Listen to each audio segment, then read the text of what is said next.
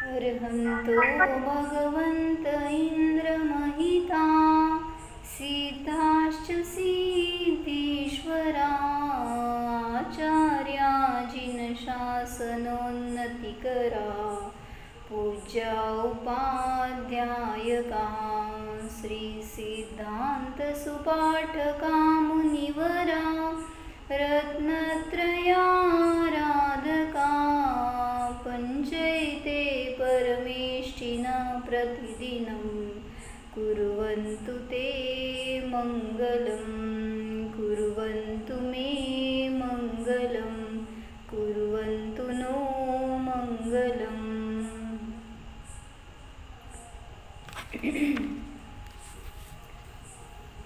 अरिहंत सिद्धाचार्य उपाध्याय साधू हे सगळे पंचपरमेष्ठी हे माझं मंगल करोत. कशासाठी त्यांचं स्मरण करतोय? जेव्हा धर्माची सुरुवात करतोय कुठल्याही गोष्टीने, कुठल्याही क्रियेने, कुठल्याही व्रतादींनी, तर तिथं सांगितलं पहिल्यांदा मंगलाचरण करायला पाहिजे. मग मंगलाचरण म्हणजेच कुठल्या मंगल स्वरूप असणाऱ्या गोष्टीने. मग इथं आपण जे स्वतः मंगलरूप आहेत आणि जे इतरांसाठी मंगलरूप आहेत अशा त्या भगवंतांचं स्मरण करून या दशलक्षण पर्वाला सुरुवात करतोय किंवा त्या दशलक्षण पर्वाची अनुभूती घेतोय, त्याच्यामध्ये आनंद भोगतोय. मग त्यात आज कुठला दिवस आहे? उत्तम आर्जव. तर आता आपला पहिला दिवस संपला म्हणजे क्रोध संपला, बरोबर. दुसरा दिवस संपला म्हणजे मान संपला आणि आज मायाचार संपला. मग काय सांगितलं? आर्जव म्हणजे काय? मायाचारीच्या विरोधी परिणाम किंवा सांगितलं मायाचारीचा नाश करणारं कोण आहे तर मार्दवता, आर्जव. म्हणजे तिथे सांगितलं की जिथं रुजोह भावह आर्जवह म्हणलं, म्हणजे रुजुतेचा भाव आहे त्याला म्हणलं आर्जव, किंवा मृदुता आहे, कोमलता आहे त्याला म्हणलं आर्जव. मग मायाचारी किंवा कपट किंवा काय म्हणलं अजून छल आदी परिणाम जे आहेत ते ज्याच्या ठिकाणी आहेत, ज्याच्या अंतरंगामध्ये हे भाव आहेत तर त्या जीवाला स्वभावाची प्राप्ती होणार नाही. किंवा सांगितलं काय? तो जीव आज ह्याच्यात टाकले होते ना वाक्य सगळे, म्हणजे ग्रुपवर आलेली होती ते चांगली होती. मायाचारीबद्दल भरपूर चिंतन आलं होतं, आज वाचलं असेल सगळ्यांनी. काय काय सांगितलं होतं?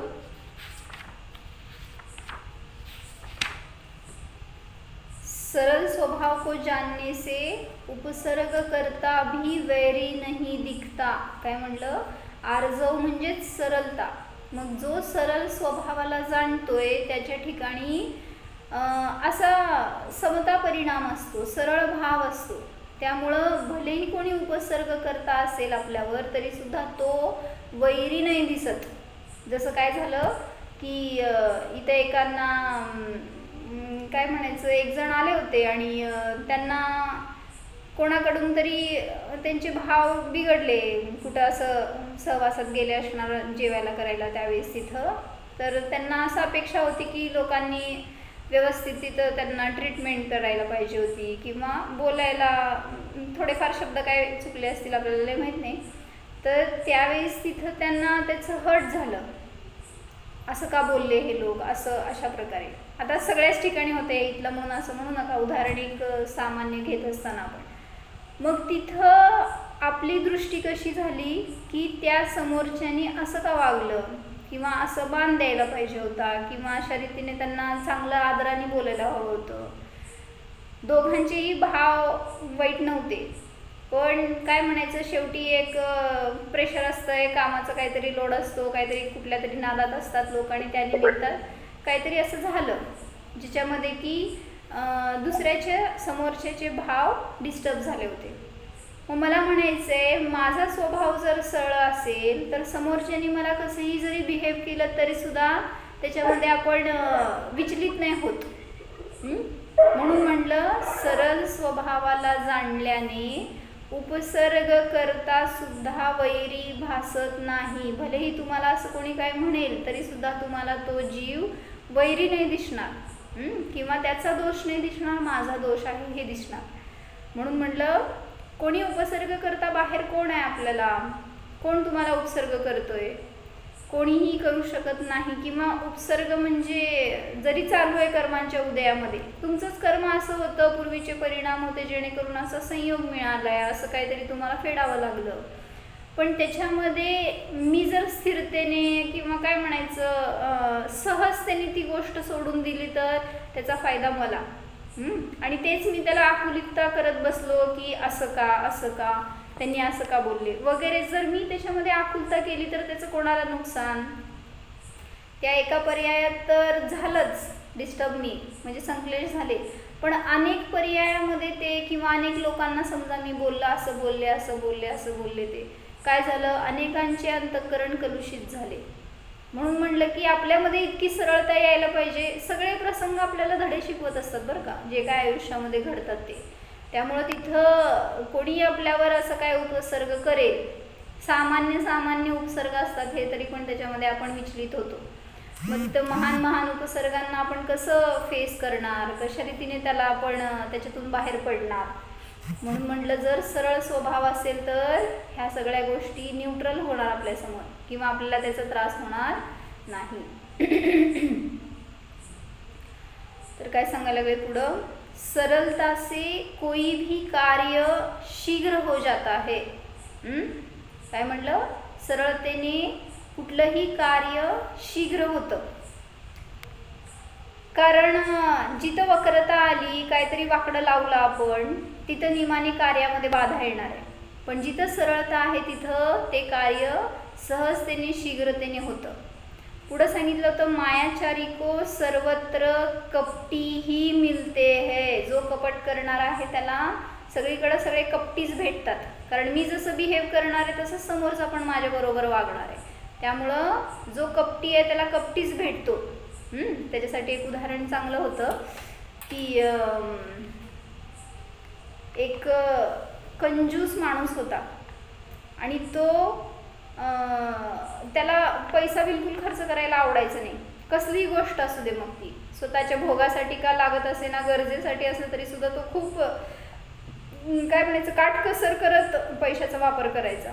आणि मग एक दिवस काय झालं की तो परगावी कुठंतरी गेला होता कामासाठी म्हणून, आणि मग येत असताना तिथून त्याला रस्त्यामध्ये भूक लागली, काय त्याच्याजवळ नव्हतं खायला. म्हटल्यावर रस्त्याने त्याला एक येताना खजूरचं झाड दिसलं. केवढं असतं खजूरचं झाड, बघितलंय का कधी? नारळाचं झाड असतं ना त्याच्यापेक्षा मोठं असते, किंवा त्याच्या टाईपचं असते, सेम नारळासारखं, एकच फांदी, एकच काय म्हणायचं खोड त्याचं, आणि ते असं इतकं उंच असतं की त्याच्यावर चढणं अवघड आहे. जसं सेम नारळाचं झाड असतं तसं खजुराचं झाड असतं. तर त्याला त्या झाडाला इतके खजूर दिसले आणि तोंडाला पाणी सुटलं की आपल्याला भूक लागली आहे तर हे खजूर मिळाले तर बरं होईल. मग कसं मिळवायचं त्याला, म्हणलं इतक्या कधी मोठ्या झाडावर चढून माहीत नाही आपल्याला. मग तो म्हणाला कुठल्या तरी माणसाला आपण बोलू आणि काढून घेऊ. पण परत विचार आला तो काढायचे पैसे मागणार. मग त्यांनी काय विचार केला की राहू दे आपण ट्राय करून बघू, आणि सुरुवात केली चढायला. आणि चढत असताना काय झालं की थोडं अंतर गेला, लक्ष सगळं होतं खजुरावर, त्यामुळं कसं ना कसं करत तो त्या खजुरापर्यंत पोचला. इतकी उंच झाड होतं तरी पण त्याच्यावर तो पोचू शकला. आता खजूर जस्ट हाताने काढता येतील इतक्या अंतरावर होते, आणि तेवढ्यात काय झालं त्याची दृष्टी जमिनीकडे गेली. म्हणून कधी वर चढल्यावर असं खाली बघितलात की आपल्याला काय म्हणायचं एक भय येतं, कुठं तर आपण घसरू तर नाही ना, कुठं तर आपलं पतन तर होणार नाही ना. म्हणजे इथं मोक्ष मार्गामध्ये सुद्धा एकदा वर चढलात ना मागं नाही सरकायचं. पुढं सरकलोय तर मागं येण्याचा विचार नको. एखादं व्रत घेतलंय आपण काय तर तिथं आपण विचार करतो काय, कुठं तर हे आपल्याकडनं मोडलं गेलं तर, किंवा नाही पाळलं गेलं तर, हे विचार नको. पुढचं पाऊल उचललंय ना तर आता पुन्हा मागं नाही सरकायचं. त्यातून पुढं उद्धार व्हावा असेच प्रयत्न असावेत आपले. स्वाध्याय करताय, नियम घेतलाय समजा, आणि काय झालं, शरीरात त्रास होऊ लागला काय वगैरे, तर तुम्हाला काय विचार येतात, उगीच नियम घेतला, कधी संपणार, हे भाव नकोत आपल्याला व्हायला. पण कसंही असू दे, माझ्याकडून स्वाध्याय व्हायला पाहिजे अशी जर असेल परिणती तर सगळ्या रीतीने अनुकूलता मिळते. मग इथं काय झालं की तो मनुष्य वर चढून गेला होता आणि गेल्यावर खाली उतरत असताना सांगितलं काय, खाली लक्ष गेलं त्याचं तर भय वाटायला लागलं. आता सगळं खजूर बिजूर विसरून गेला आणि खाली कसं उतरायचं हे चालला विचार त्याचा. आता मी जर थोडंसं पाय खालीवर केलं तर पडणारच आणि एकदा पडलो की मरणारच, असं त्याला आता भय वाटायला लागलं.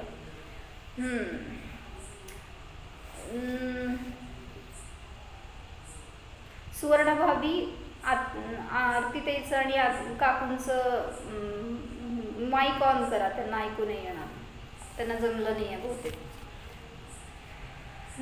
तर तिथं काय सांगितलं की ते वरून त्याला खाली यायचं म्हणजे आता भय वाटायला लागलं, कसं उतरणार, आपण पडणारच आणि ह्याच्यात मरणारच. तर 1-2 पावलं तो खाली उतरला तरी पण घसरत, आणि मग देवाचं नाव काढायला लागला की हे भगवान मला वाचव. आणि कंजूस होता ना स्वभावाने, पण आता काय म्हणायचं, जीवावर बेतलंय म्हणल्यावर थोडंसं काहीतरी कॉम्प्रोमाइज म्हणून त्यांनी काय म्हणला, हे देवा जर मी ह्याच्यातून वाचलो तर 1001 ब्राह्मणांना जीव घालेल. किती हो, 1001 ब्राह्मणांना जीव घालेल. आणि नुसतं एवढा विचार केला की त्याला बळ आलं अंतरंगातून, बरं का. म्हणजे मला म्हणायचं आहे, जे असं काहीतरी नियम संयमाचे भाव असतात ना, आपल्याला कसं बळ देतात ते कळत नाही आपल्याला. मग तिथं त्याला एक अंतरंगातून शक्ती वाटायला लागली की आपण ह्याच्यातनं उतरू शकतो, खाली वाचू शकतो म्हणून.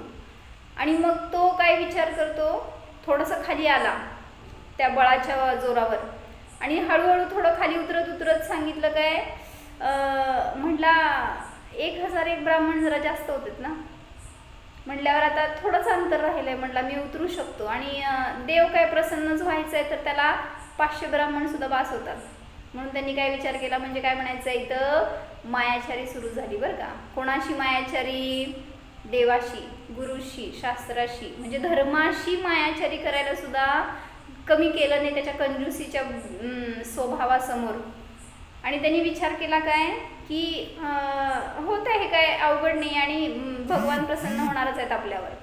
तर तो काय करतोय, उतरत असताना 500 ब्राह्मणांवर आला की 1001ची गरज नाही आहे, मी 500 ब्राह्मणांना जीव घालतो.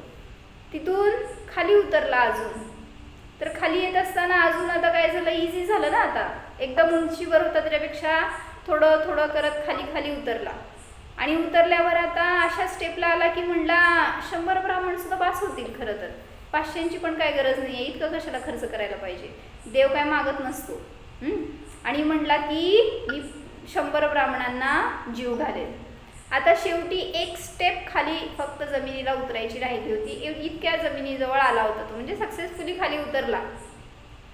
आणि आता तो उतरणार जस्ट खाली, तर तिथं म्हणला की देवच आहे, तो निरपेक्ष असतो, त्याला काय असं नाही अपेक्षा की ह्याने 1000 ब्राह्मणांना जीव घालायला पाहिजे. तो म्हणला मी एका ब्राह्मणाला जीव घालतो, प्रायश्चित्त म्हणून, कारण म्हणजे खाली उतरायला दिलं ना, देवाने मदत केली असं वगैरे भाव म्हणून. आणि मग काय म्हटलं देवाला की मी ह्याच्यातून बाहेर पडलोय, तर हे देवा तुला प्रसन्न करायसाठी मी एका ब्राह्मणाला जीव घालेन. आता म्हणल्यावर तेवढं तर पाळायला पाहिजे. घरी जाऊसपर्यंत डोक्यामध्ये चक्र की म्हणला त्या एका ब्राह्मणाला जीव घालायचं तरी सुद्धा पैसा खर्च करावा लागणार. म्हणला मग पैसे जास्त खर्च व्हायला नकोत, म्हणून मग प्लॅनिंग सुरू झालं ना, की विचार करतोय तो की गावात असा कुठला ब्राह्मण आहे की जो कमी जेवतो, थोडंसं जेवत असेल तर खर्च कमी येणार ना त्याला. म्हटल्यावर त्याच्या डोक्यामध्ये सर्च सुरू झालं, कुठं आहे, कोण आहे. आणि मग तो सगळ्यांना भेटून विचारतोय की असं गावात कोण आहे की जो कमी खातो, सांगा. आणि मग शेवटी त्याला एक ब्राह्मण असा मिळाला की जो अशा टाईपचा होता, ज्याला त्याला जसा पाहिजे तसा, पण तो याच्यापेक्षा चतुर होता बरं का. म्हणजे कपट करण्यामध्ये ह्याचा बाप होता तो, अशा टाईपमध्ये तो ब्राह्मण बरं का. म्हणजे एक आपल्या ह्या वाक्यावरून मला ही गोष्ट आठवली की कपटीला कपटीच भेटत असतो त्याच्यासाठी. तर जेव्हा तो ब्राह्मण तो मनुष्य, त्याचं नाव नागनाथ काहीतरी असतं, आणि तर तो जाऊन त्या ब्राह्मणाला भेटला आणि त्यांनी सांगितलं की मी तुम्हाला जेवणाचं आमंत्रण द्यायला आलोय, तर तुम्ही या माझ्याकडे जेवायला. मग या नागनाथचं बिहेवियर, त्याचा स्वभाव कसा आहे हे सगळं त्याला परिचित असतं त्या ब्राह्मणाला. आणि मग तो ब्राह्मण म्हणतो आता कधी नेते तावडीत आले तर ह्याला आपण लुटू चांगलं. मग तो म्हटला उद्या जेवायला या. बरं म्हटला येतो. आणि मग घरी गेला आणि बायकोला सांगितलं आपल्याला देवाला प्रसन्न करायचंय, तर त्याच्यासाठी एका ब्राह्मणाला जीव घालायचंय, तर तू सगळ्या रीतीने त्याला चांगल्या प्रकारे जीव घाल, फक्त एक काळजी घे की खर्च जास्त व्हायला नको. आणि आता बरं म्हणली ब्राह्मणी, बिचारी साधी ढोळी असती. आणि मग ती सकाळ झाली आणि ह्याच्या डोक्यात काय प्लॅन सुरू झालं, तो येणार होता ना आज. मग ह्याच्या डोक्यात विचार की आज खर्च खूप होणार आहे, तर कुठंतरी जाऊन थोडंसं प्रॉफिट मिळावं असं काम करून येतो. मग तो बायकोला सांगतो की तू जीव घाल, सगळी जबाबदारी तुझी, मी माझं महत्त्वाचं काम आहे करून येतो. आणि तो घराबाहेर गेला आणि इतक्या फास्ट निघाला होता काहीतरी लवकर कामं उरकायची म्हणून. आणि त्याला जाताना या ब्राह्मणाने बघितलं. म्हणला की हा घरात नाही आहे, तोपर्यंत आपण काहीतरी म्हणजे काय मागचं बघून येऊ, काय चालली आहे तयारी जेवणाची आजची. आणि गेला आणि घरी ब्राह्मणी होती एकटीच. मग त्यांनी विचारलं की आजच बोलवलंय ना जेवायला वगैरे. त्याला सवेळी बघितल्यावर असं वाटलं कसं काय इतक्या लवकर आलाय हा ब्राह्मण. मग ती म्हणती हो आजच बोलवलंय, तुम्हाला बसायचंय का जेवायला, थोडा वेळ थांबा अजून होतंय असं वगैरे ती आपल्या आदराने सगळं सांगतेय. मग तो म्हणतो नाही मला काय आत्ता घरी नाही आहे, फक्त मी आपलं काय मदत पाहिजे का म्हणून चौकशी करायला आलो. मग म्हणला तुम्हाला माहित आहे ना मला जेवायला वगैरे काय लागतं, किंवा तुम्हाला कशा रीतीने ब्राह्मण भोज करायचं असतं त्याचं कल्पना आहे ना. मग ती म्हणती हो मला नवऱ्याने सगळं सांगितलं आणि तसंच मी करणार आहे. आणि मग त्या जेवायचं टाईम झालं, पण त्या टाईमपर्यंत सुद्धा ब्राह्मण आला ते नागनाथ आला नाही. आणि मग जेवायला बसला तो, आणि तिने ते भोज सगळं त्याच्यासमोर आणून ठेवलं. त्यांनी सांगितलं जेवढं सगळं बनवलंय ते सगळं आणून ठेव समोर. म्हणजे जेव्हा आपण देवाला पहिल्यांदा दाखवत असतो त्यावेळी सगळं दाखवायचं असतं. मग तिने केलेलं सगळं घरात जेवढं काय होतं ना ते सगळं आणून समोर ठेवलं त्याच्या. आणि मग तो म्हटला हे तर सगळं बरोबर आहे, पण म्हणला देवाला प्रसन्न करायला तू सुवर्णमोहरा नाही ठेवल्यात. म्हणल्या 2 सुवर्णमोहरा ठेवायच्या असतात ताटामध्ये. मग आता ती म्हणती मला तर नवऱ्याने काय सांगितलं नाही आहे, पण हा ब्राह्मण म्हणतोय की अशी विधी असते, असं ठेवायला पाहिजे, तर मी ठेवते म्हणून तिने काय केलं 2 सुवर्णमोहरा आणून त्याच्यामध्ये ठेवल्या ताटात. मग आता हा बसला जेवायला आणि इतकं भरपेट जेवला की कधी जेवला नसेल. आता त्याला हालायला इथं उठायला येईना, इतकं जेवला तुडुंब. आणि तरी पण राहिलं होतं काय ना जे सामग्री सगळं त्यांनी आपल्या पोटलीमध्ये बांधून घरी घेण्यासाठी निघाला. पण जात असताना परत काय झालं, त्या ब्राह्मणीला म्हणला तो की जेवण तर घातलं तू, जेवण खूप चांगलं बनवलं होतं आणि सगळं पक्वान्न बनवून व्यवस्थित तू आदराने विनयाने सगळं खाऊ घातलंस, पण म्हणला दक्षिणा नाही दिलीस. म्हणला कधी पण ब्राह्मणाला जेवायला बोलवल्यावर दक्षिणा दिल्याशिवाय आपली विधी पूर्ण होत नाही, म्हणून तू मला दक्षिणा दे. मग ती म्हणती की नवऱ्याने तर असं काही सांगितलं नाही आहे, पण तरी म्हणती आता विधी आहे तर दोष लागायला नको, म्हणून तिने परत 2 सुवर्णमोहरा आणून त्याच्याकडे दिल्या. आणि हा आता निघाला घराकडं. पण ह्याला माहीत होतं की तो जो नागनाथ आहे तो कंजूस आहे आणि तो काय ना काय उपद्व्याप करणारच. त्यामुळं हा घरी गेला आणि बायकोला काहीतरी सांगतो ब्राह्मण, त्याच्या बायकोला. मी एवढ्या वेळ ब्राह्मणी म्हणले, सॉरी, तो नागनाथची बायको ती ब्राह्मणी नाही, तिने जीव घातलं ना त्याला.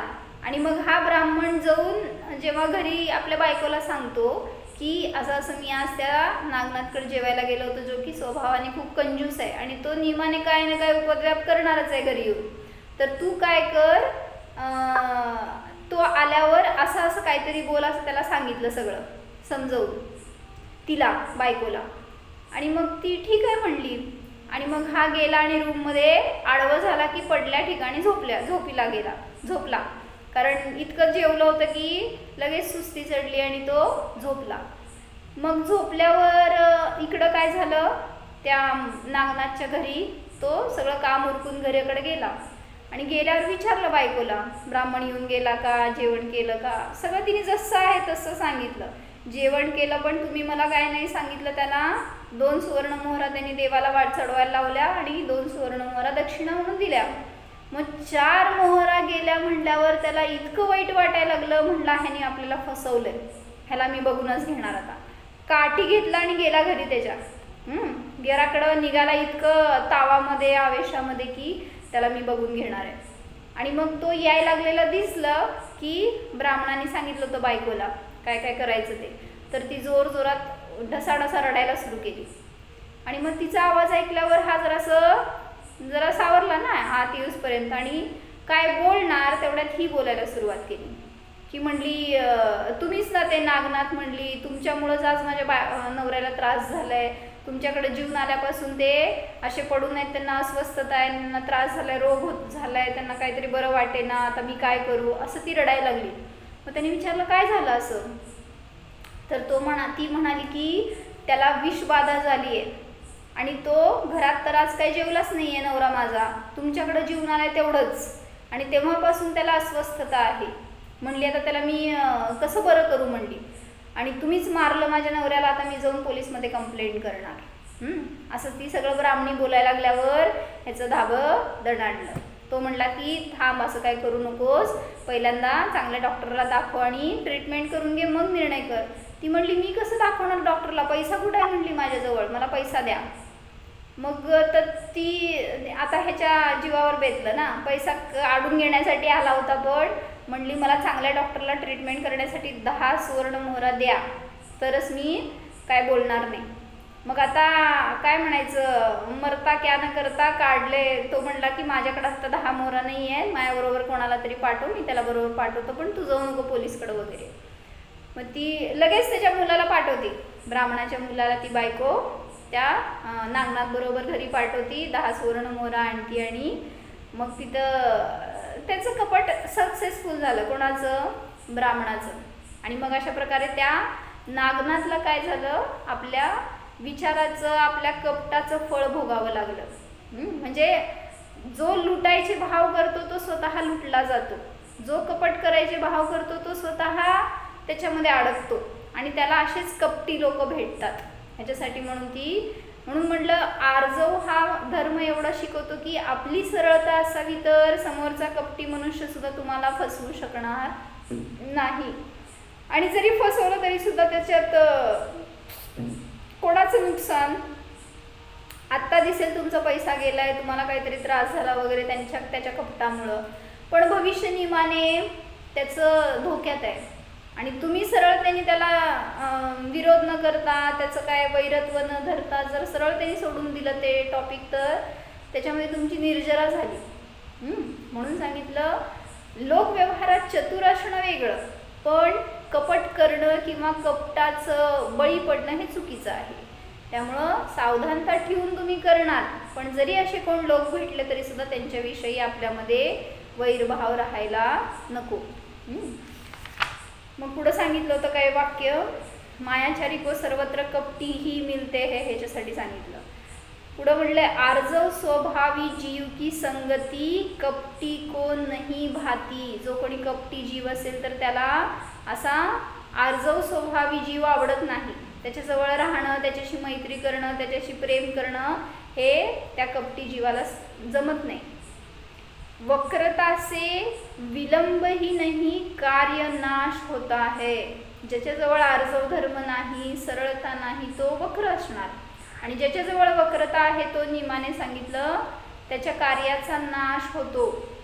कार्यामध्ये विलंब होतो हे तर होणारच, पण तरी त्यात सांगितलं कार्याचा नाश होतो.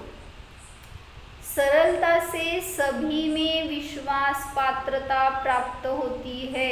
बघा की प्रॅक्टिकली स्वतः अनुभव करून की जर मी सरळ स्वभावी असेल तर कुणी वैरी असेल तरी सुद्धा तुमच्याबद्दल विश्वासाने बोलणार. किंवा कुठल्याही क्षेत्रात गेला, कुठल्याही कार्यामध्ये गेला तरी सुद्धा त्या समोरच्याला तुमच्याबद्दल एक विश्वास असतो, विश्वस्त असता तुम्ही. त्यामुळं सरळता ही आपल्यासाठी देणगी आहे, तो आपला स्वभाव आहे, त्याच्याने आपला फायदाच आहे. स्वयं को मनुष्य मानना ही सबसे बड़ी मायाचारी है। कसं काय हो? कारण जसं नाही तसं वागणे, तसं मानणे, तसं बोलणे यालाच मायाचारी म्हणतात। मनात एक वचनात एक म्हणतो ना, काय मन में होय सो वचन उचरिये, वचन होय सो तन सो करिये। आणि कपटी जीव असतो तो मन में होय सो वचन न उच्चरता, वचनात आहे ते काय दिसत नाही असा तो कपटी जीव असतो, ज्याच्या की तिन्हीमध्ये तफावत दिसते, फरक दिसतो। म्हणून जर तुम्हाला स्वतःला त्या कपटापासून किंवा अशा मायाचारीपासून वाचवायचं असेल तर हेच वाक्य उलट करून सांगितलं, मन में होय सो मन में रखिये। मनात आलं तुम्हाला कोणाला तरी फसवायचं आहे तर त्याला मनातच ठेवा, वचन में न उच्चरिये। मन में होय सो मन में रखिये, वचन में न उच्चरिये, वचन होय सो तन सो न करिये, तरच तुम्ही तिथून वाचू शकता। म्हणजे वचनात तरी आणू नका, जरी मनात आलं तरी वचनात आणू नका, वचनात आलं तरी कायेत तशा क्रियेत आणू नका, तरच तुम्ही सांगितलं असं या मायाचारीपासून वाचणार।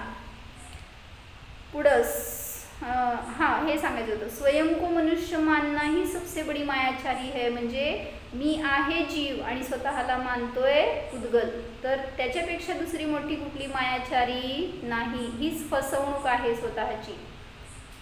माया की छाया से सदैव स्वयं को बचाओ। कारण माया ही नियमाने दुःखदायी आहे, तो कषाय भाव आहे आणि त्याच्यामध्ये जर अडकलात तुम्ही, त्याच्या जर आश्रयाला गेलात तर नियमाने दुःखाला प्राप्त होणार। कपटी जीव हमेशा साशंक और सशल्य रहता है। कपटी जीव कसा असतो? सदैव साशंक असतो, काही ना काही त्याला आशंका असते का? कारण छल करून आलाय ना, समजा कोणाला तरी फसवलंय तुम्ही आणि घरी येऊन बसलाय, रात्रंदिवस डोक्यात काय विचारो, कुठंतरी माझं उघडकीला पडणार नाही ना भांडं, माझं भांडं उघडं पडतो असं म्हणतो ना, तर कोणाला तरी कळलं तर, कोणीतरी मला पकडलं तर, अशा सतत शंकेमध्ये भयामध्ये जगतो कोणी जो मायाचारी करतो असा जीव। त्यामुळे त्याच्या जीवनामध्ये त्याला निर्विकल्पता नसते, समाधान नसतं, सुख नसतं। जसं की चोर असेल तर चोरी करून आल्यावर कोणाला माहीत नाही आहे त्याने चोरी केली आहे, पण तरीसुद्धा त्याच्या अंतरंगात भाव काय, कोणाला कळलं तर नाही ना मी चोरी केली आहे, किंवा मला कोण पकडणार तर नाही ना, माझ्यावर काय आरोप तर येणार नाही, सतत त्याच्या अंतरंगामध्ये ती धारा चालू असते। तशा प्रकारेच कपटी जीवसुद्धा सतत साशंक आणि सशल्य असतो, जिथं शल्य आहे अंतरंगामध्ये तिथं त्याची साधना होऊ शकत नाही। मग या मायाचारापासून सुटायचं कसं तर सांगितलं, आत्मविश्वास से ही मायाचार छूटता है।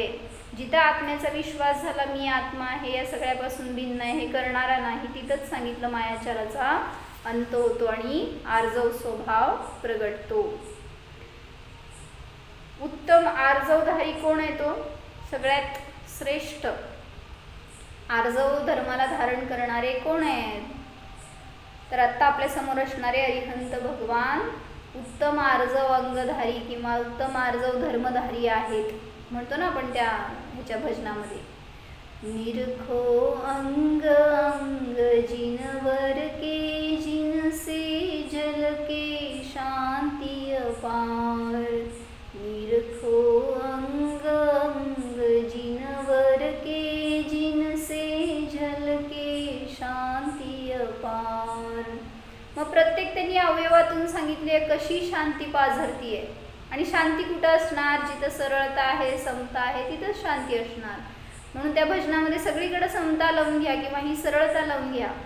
प्रत्येक अंगातून भगवंतांच्या प्रत्येक काय म्हणायचं, डोळे, कान, नाक, हात, पाय, सगळ्या इंद्रियातून अवयवातून फक्त सरळता दिसते।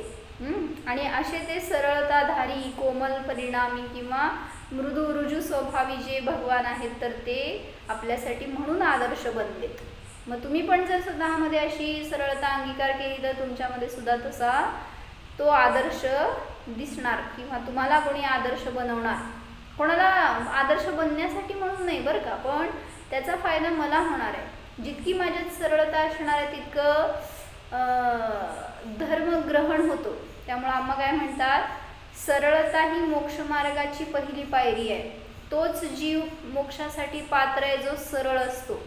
म्हणून आमच्याकडे अनेक जण असे येतात, मुली वगैरे कोणी शिकायला येतात, राहायला येतात, त्यावेळेस तिथं आम्हा सगळ्यांचं काय म्हणतात ते एक टेस्ट करत असतो ना, कसे आहेत तसं बघण्यासाठी. तर तिथं त्यांनी एक दोन मुलींना असं बघितले की खूप सरळ स्वभाव होता, खूप सहज त्यांचं नेचर होतं की काय सांगितलं तरी स्वीकार, काय करण्याची तयारी, शिकण्याची जिज्ञासा, असं सगळे गुण बघितल्यावर आम्हांनी सांगितलं त्यांना, तुम्ही इतके सरळ आहात की मोक्षमार्गासाठी पात्र आहात, त्यामुळं संसार तुमच्याकडनं शक्य नाही. जो सरळ असतो तो संसारामध्ये सक्सेसफुल होत नाही. जो मोक्षमार्गस्थ होणार त्याच्यामध्ये हा गुण असायला पाहिजे, किंवा हा गुण असणारा मोक्षमार्गस्थ व्हायला पाहिजे, तर उलट त्याची कर्म निर्जरा लवकर होणार आणि तो सुखी होणार. मायाचारी करणे आज सर्वत्र स्वभाव बनत चाललाय. धंद्यात, संसारात, शिक्षणात, कोर्टात, सर्व ठिकाणी कपटच चालू आहे.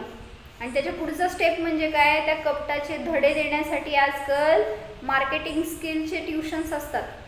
कसं मार्केटिंग करायचं, कसं समोरच्याला पटवायचं, मनवायचं, फसवायचं, असे हे सगळे धडे द्यायला सुद्धा आजकाल ट्युशन्स असतात. आणि आपण त्याच्यामध्ये एक्सपर्ट बनत चाललोय. ते शिकतो आणि तसं ज्ञान प्राप्त करून कपटी बनतो, हे कळत नाही आहे आपल्याला. तर हे बाहेरचं लौकिकातलं तर ठीकच आहे, जाऊ दे. पण अलौकिक म्हणजे धर्मक्षेत्रात आल्यावर सुद्धा कपट कसं करतो सांगा. जसं मुली आले होते 2-3, लहान होते वयाने, आणि म्हणजे त्यांचं सगळं फॅमिली आलं होतं आणि सगळ्या फॅमिलीने आम्हाकडनं दर्शन केल्यावर काय काय नियम घेतले स्वतः. मग आम्हाने त्या मुलींना पण विचारलं की म्हणले तुम्हाला नियम आहेत का असे, बाहेर हॉटेलमध्ये खायचं नाही किंवा काय गंधगुणाचं त्याग वगैरे असं काय काय विचारलं. तर ते नाही म्हणाले आम्हाला नियम नाही आहेत. मग आम्हाने त्यांना प्रेरणा केली की तुम्ही असे नियम करा जेणेकरून की आपल्याकडनं हे पाप नको व्हायला. ते भक्ष नाही अभक्ष आहे ते सगळं खाणं, म्हणजे त्याच्यामध्ये खूप जीव हिंसा आहे, असं सगळं सांगितल्यावर त्यांची तयारी नव्हती बरं का घ्यायची. पण तरीसुद्धा आम्हाने सांगितलं म्हटल्यावर घ्यावं असं वाटलं. आणि मग आम्हा म्हणलं म्हणा पंचपरमेश्वरींच्या साक्षीने मी असं असं कंदमूळ त्याग करतो. किती दिवस म्हणायचं ते जोडा असं सांगितलं आम्हाला. तर ते काय म्हणायचं कपट करणारे होते ना असं. तर त्यांनी काय केलं म्हटलं आम्हाने म्हटलं 1 महिनाभरासाठी तरी नियम करा. तर त्यांनी बाकीचं सगळं आम्हाच्या बरोबर म्हटलं. आणि जे मधला टाईम पिरियड होता ना, मर्यादा घालायची होती, त्याला मौन राहिले. आणि मग त्यांना विचारलं मी घेतलं का तुम्ही नियम नीट, किती दिवसाचं घेतलं, असं मी आपलं सहज विचारल्यावर कळलं की मी 1 दिवस पाळणार असा नियम घेतला. आता ते गुरुला माहिती का, गुरुंनी तर 1 महिना सांगितलं होतं पण यांनी 1 दिवस घेतला. ह्यालाच म्हणायचं मायाचारी. म्हणजे येऊन आपण गुरूंच्या पण समोर कपट करायला कमी करत नाही आहे. अरे ते गुरु तर तुम्हाला कल्याणाचा मार्ग सांगताय, तुमचं हित करणारे आहेत, पण तिथं सुद्धा आपण जर कपट करून असं काहीतरी फसवलं तर तिथं माझं नुकसान आहे, मलाच त्याच्या निमित्तामध्ये त्रास आहे, माझंच दुर्गतीचा बंद होणार आहे. उलट तिथं सहज त्यांनी स्वीकारलं तर म्हणजे ज्याची सरळता असते ना, ठीक आहे म्हणून ते पण स्वीकारेल. जसं मागं सांगितलं होतं उदाहरण एकदा की पंढरपूरचे एक कपल आले होते आम्हांकडं आणि असंच चातुर्मास प्रतिष्ठापना होती आणि सगळेजण येऊन काही ना काही नियम घेत होते. त्यावेळेस ते पण 2 जण आले आणि ते म्हणले आम्हाला नियम घ्यायचे. आणि नेमकं त्यांच्या आधी 2-3 जे कोणी कपल समोर आले आणि त्यांनी नियम घेतला होता की चातुर्मास संपेपर्यंत आम्ही ब्रह्मचर्याचं पालन करणार. 2-3 जण येऊन तेच नियम घेतला होता. आणि मग त्याच्यानंतर हे कपल येऊन बसलं होतं समोर आणि त्यांनी फक्त एवढंच म्हटलं की आम्हाला नियम घ्यायचे. तर त्यावेळेस आम्हाला वाटलं की ते पण हेच नियम घेण्यासाठी बसले ब्रह्मचर्याचं 4 महिन्यासाठी.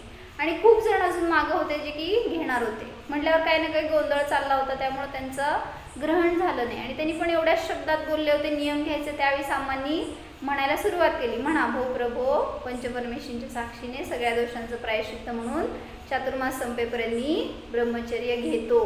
आता आम्हांनी हे वाक्य म्हणल्यावर ते 2 जण जरा स्तब्ध झाले, कारण त्यांना नियम घ्यायचा होता पालेभाजीचा त्याग 4 महिन्यासाठी. आणि नेमकं अम्मांनी काय केलं, असा नियम देऊन टाकला हो, म्हणजे कळत न कळत झालं ते सगळं. अम्मांना देण्याचा काही भाव नव्हता, पण असं वाटलं की ते हेच नियम घेण्यासाठी बसले आणि ते अम्मांनी असं बोललं. तर अम्मांनी बोललं म्हटल्यावर त्यांनी विरोध केला नाही किंवा तिथं नाखुशी दाखवली नाही, लगेच ग्रहण केला. अम्मांनी दिलंय ना, सांगितलंय ना गुरूंनी आपल्याला, लगेच ग्रहण केला आणि नियम केला. मग बाहेर गेल्यावर त्यांच्याशी बोलणं झाल्यावर कळलं आम्हाला की असं असं काहीतरी झालं होतं. मग परत अम्मांनी बोलवून त्यांना विचारलं की तुम्हाला असं काही नियम करायचा नसेल तर सांगा, माझ्याकडनं चुकून दिलं गेलं का. त्यावेळेस त्यांची सरळता इतकी की त्यांनी म्हटलं आम्हाला काही हरकत नाही, आम्ही हा नियम घेतो, पण तो पण नियम घ्यायचा होता आम्हाला. मग त्यांनी तो पण नियम घेतला. म्हणजे असं सांगायचं की धर्मात येऊन जर आपण मायाचारी केली तर त्याचं फळ नियमाने जास्त दुःखी होणार भविष्यामध्ये. तर एक जण होता आणि तो असंच मंदिरात देवासमोर गेला. दशलक्षांचे दिवस चालू होते, सगळेजण काय ना काय व्रत उपास नियम संयम चालू होतं सगळ्यांचं. ते बघितल्यावर त्याला भाव झाले त्या मनुष्याला की आपण पण काहीतरी नियम घ्यावा आणि दर्शन केलं आणि म्हणजे आपल्याला काहीतरी कंदमुळाचा त्याग घ्यायचा आहे असं त्याला भाव झाले. घेऊ आपण 1 महिन्यासाठी कंदमुळाचा त्याग घेऊ असे त्याचे भाव झाले बरं का. मग फेरी मारून पूजा करून बसून थोडं वेळ तिथं टाईम गेला. जर असं एवढा टाईम गेला की कोणाला म्हणलं नव्हतं ना अजून मी असं काही नियम करणार आहे वगैरे. लगेच भाव त्याचे काय झाले, बदलले. म्हणला कोणाला माहिती आहे मी घेणार आहे म्हणून. म्हटला 1 महिन्याचं नको, 8 दिवसाचं घेऊ आपण. म्हणजे काय केली मायाचारी, भगवंतांना फसवलं आपण ह्याच्यामध्ये. इकडं भाव झाले की घ्यायचंय नियम आणि लगेच त्याच्यामध्ये कसं कमी केली. म्हणजे म्हणायचंय की व्रत नियम म्हणून म्हटलं की कोणाच्या तरी साक्षीने घ्या, जोरात बोलून घ्या, कोणाला तरी सांगा आपण नियम केलेत ते, त्याच्याशिवाय त्या नियमाची सुरक्षा नाही. नाहीतर मी घेतलेत नियम कोणाला माहीतच नाही आणि मोडलं तर काय फरक पडतो, अशी पण चंचलता होऊ शकते.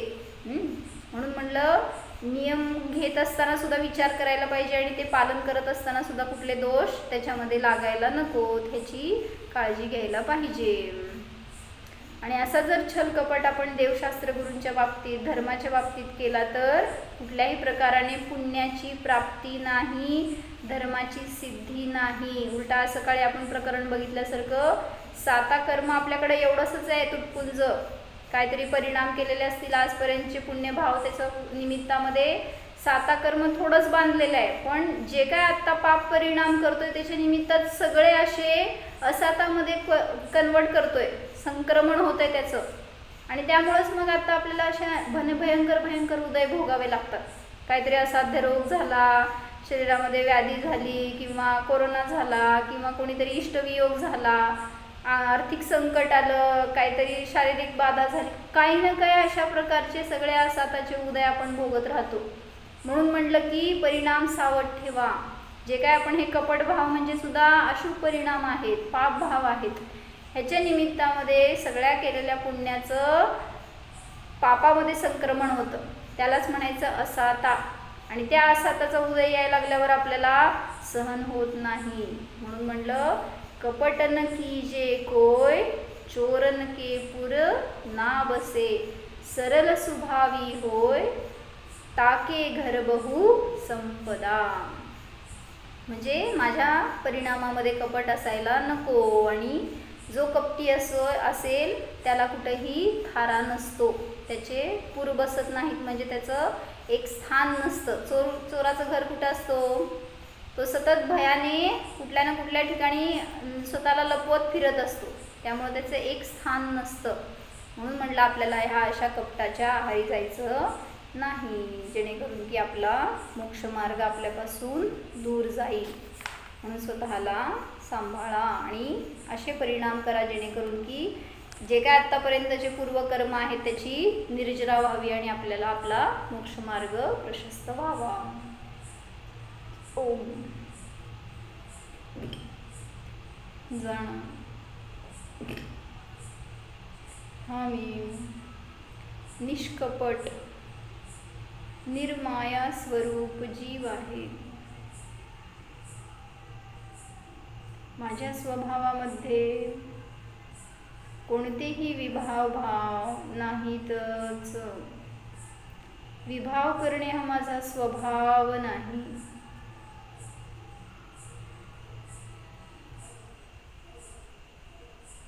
मी तर नित्य जाननहार आहे. निष्कपट स्वरूपोऽहम्, निश्चल स्वरूपोऽहम्. ओम